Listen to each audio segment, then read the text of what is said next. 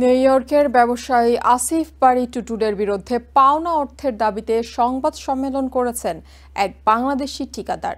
তার প্রতিষ্ঠান liberty renovation Asif বারী টুটুলের কাছে নির্মাণ কাজ বাবদ $650,000 পায় বলে দাবি করেছেন ঠিকাদার মোহাম্মদ আজাদ।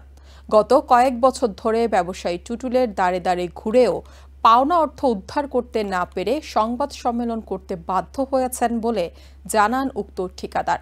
লিবার্টি রিনোভেশন ও নিউ ইয়র্কের বাংলাদেশি কমিউনিটির ব্যানারে শনিবার সন্ধ্যায় উডসাইডের একটি পার্টি হলে এ বিষয়ে সংবাদ সম্মেলন করেন তিনি। মোহাম্মদ আজাদ জানান, পাওনা অর্থ না পেয়ে তার ব্যবসায় প্রতিষ্ঠান বন্ধের পাশাপাশি এখন তিনি নিঃস্ব হয়ে পড়েছেন। এমনকি এ বিষয়ে আদালতে মামলা করেও অর্থের অভাবে তা পরিচালনা করতে পারছেন না তিনি।